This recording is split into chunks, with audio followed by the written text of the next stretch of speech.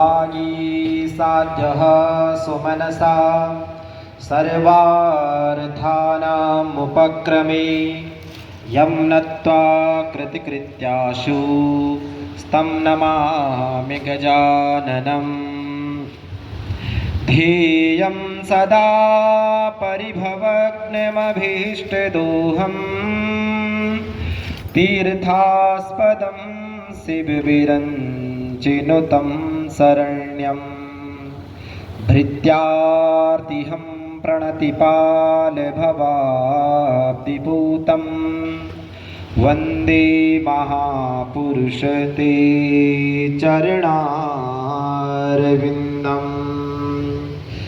छिद्यन्ति दुःखानि सर्वे जनानां हरन्ति पापानि स्तव नामधेयम्।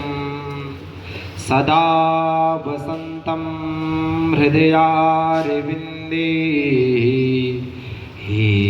इष्टदेवं त्वमहं नमामि।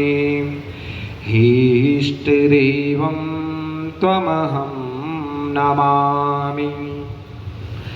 कृष्णाय वासुदेवाय हरये परमात्मने प्रणतक्लेशनाशाय गोविन्दाय नमो नमः। रामाय रामभद्राय रामचन्द्राय मानसे रघुनाथाय नाथाय सीताय पतये नमः। मातेव रक्षति पितेव हिते नियुक्ते कान्तेव चाभिर्मया पदनीयखेदाम्। कृतिश्च दिक्षु विमलां विपनोति लक्ष्मी किं किं न साधयति कल्पलतेव विद्या। किं किं न साधयति कल्पलतेव विद्या। हे रामा पुरुषोत्तमा नरहरे नारायणा केशवा गोविन्दा गरुडध्वजा गुणनिधे दामोदरा माधवा। हे कृष्णा कमलापते यदुपते सीतापते श्रीपते वैकुण्ठाधिपते चराचरपते लक्ष्मीपते पाहि माम्। कस्तूरीतिलकं ललाटपटले वक्षस्थले कौस्तुभम् नासाग्रे वरमोक्तितं करतले वेणुकरे कङ्कणम्। सर्वाङ्गे हरिचन्दनं सुललितं कण्ठे च मुक्तावली गोपस्त्रिपरिवेष्टितो विजयते गोपालचूडामणि।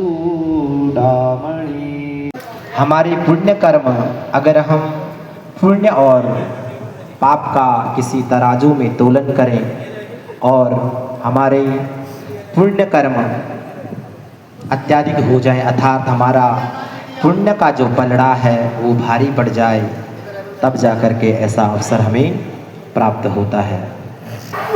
साक्षात परब्रह्म परमात्मा परमेश्वर जहाँ कृपा करते हैं भगवान के आशीर्वाद से ही ऐसा अवसर मिलता है।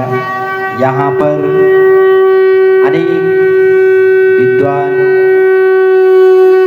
अपने अपने कर्मकांड के क्षेत्र में अग्रगण्य सामवेद की सब ज्ञाता हैं। सभी अपने अपने योग्यता के अनुसार अपना परिचय दे रहे हैं। भगवान की कृपा परमात्मा की कृपा और गोविंद की कृपा प्राप्त होता है।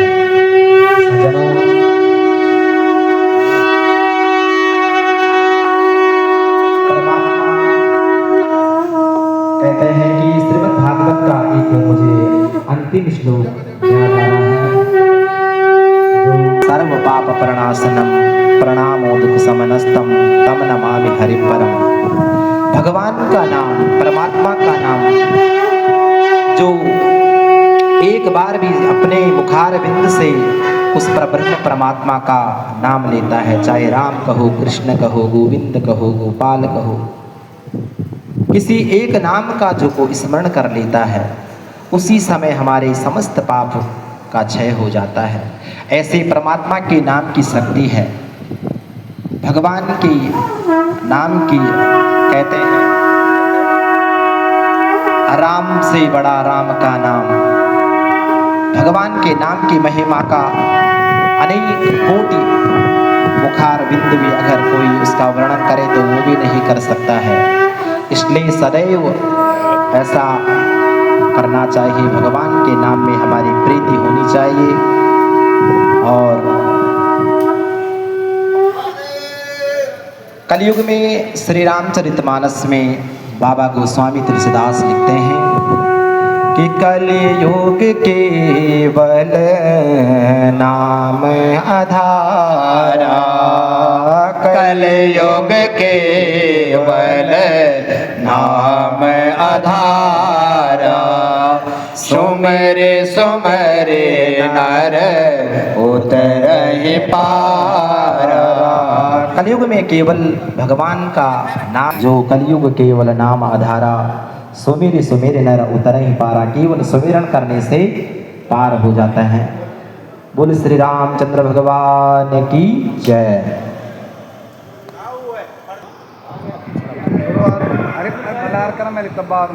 जय श्री राम शरणं समस्त जगता,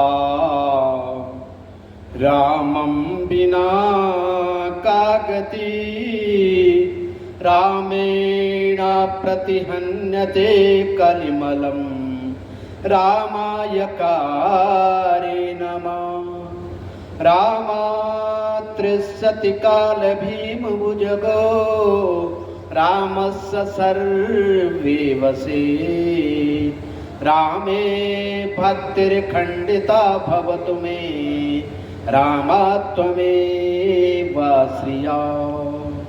कल्याणानां निधानं कलिमलमथनं, पावनं पावनानां, पाथेयं जनमोक्षः सपदि परपदा, प्राप्तये प्रस्थितस्य विश्रामस्थानमेकं कविवरवचसा, जीवनं सज्जनानां बीजं धर्मद्रुमस्य प्रभवतु भवता, भूतये राम नाम।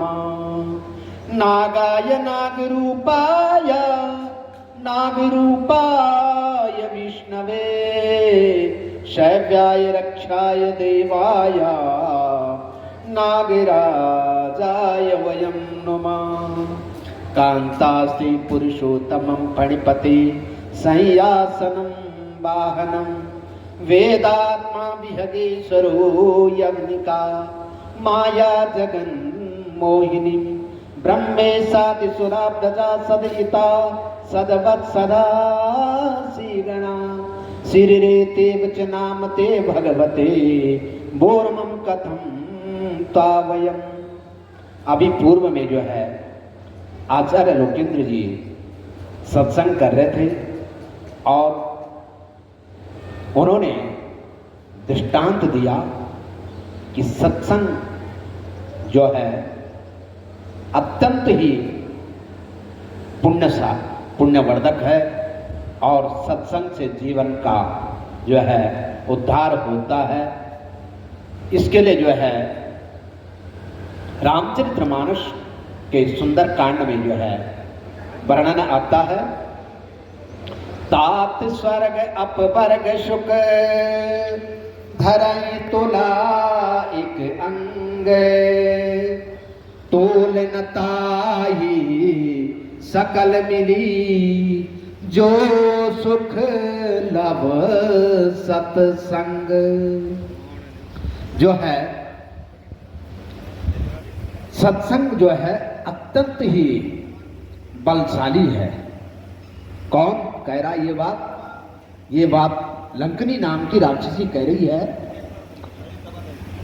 हनुमान जी से, हे तात, स्वर्ग और मोक्ष एक जगह रखा जाए, तात स्वर्ग अपवर्ग सुख, और एक तरफ जो है सत्संग का भार रखा जाए, तो वो जो है दोनों मिलकर के भी जो है सत्संग के भार के बराबर नहीं हो सकते हैं।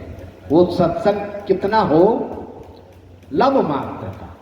तात स्वर्ग अपवर्ग सुख धरे तुला एक अंग, और तूल न ताई सकल मिली जो सुख लव सत्संग, लव मात्र के सत्संग। लव कितना होता है? जो है ये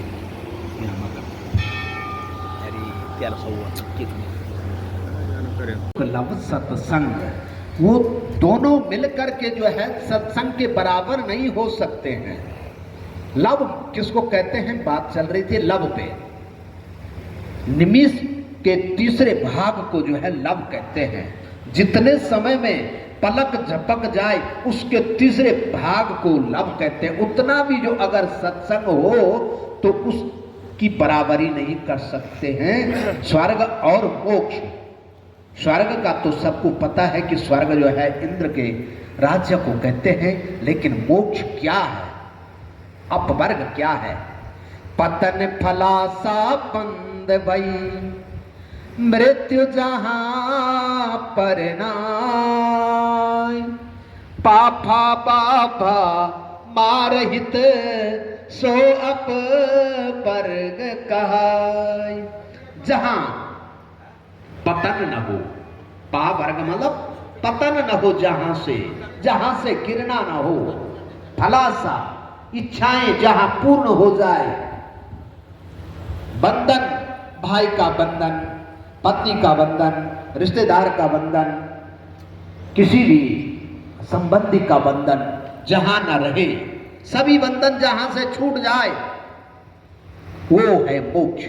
पतन जहां से न हो, फलासा जहां न हो, जहां बंधन न हो, जहां भय न हो, डर किसी का न रहे।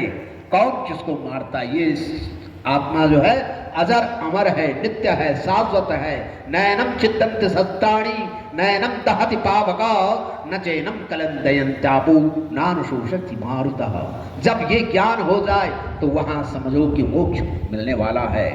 और पतन फलाशा बंद वही मृत्यु जहां पर नाई, मृत्यु जन्म मृत्यु के चक्कर से जहां से छुटकारा हो जाए उसको कहते हैं मोक्ष।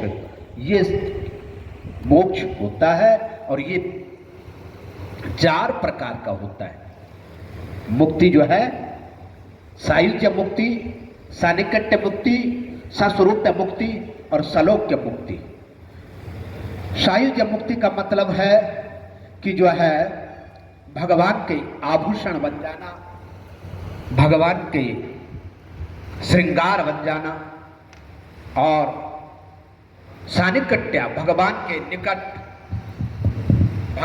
निकट आना, अर्थात अयोध्या के जैसे धाम में निवास हो जाए, वृंदावन में जैसा निवास हो जाए, बद्रीनाथ में जैसा निवास हो जाए, तो उनके उन स्थानों पे जब निवास हो जाए तो वहां पे है सानिकट्य, सालोक्य मुक्ति वहां हो जाती।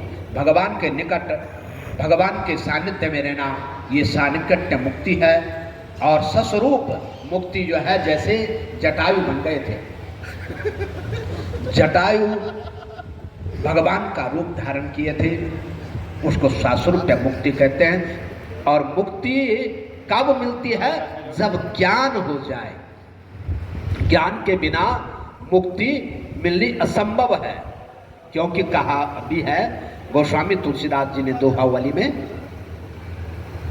कहत कठिन समुझत कठिन साधत कठिन विवेक, होई गुणाक्षर न्याय जो पुनि प्रत्योह अनेक। ज्ञान को लोग कहते हैं कि ज्ञानी है, लेकिन ज्ञानी कौन है? ज्ञानी वो नहीं है जिसने वेद पढ़ लिया, ज्ञानी वो नहीं है जिसने शास्त्र पढ़ लिया, ज्ञानी वो नहीं है जिसने पुराण पढ़ लिए। ये तो विद्वान की पहचान है। ज्ञानी तो वो है जिसकी आत्मा जागृत हो जाए, आत्म विवेक जहां जागृत हो जाए। और ये आत्म विवेक जागृत कहां से होता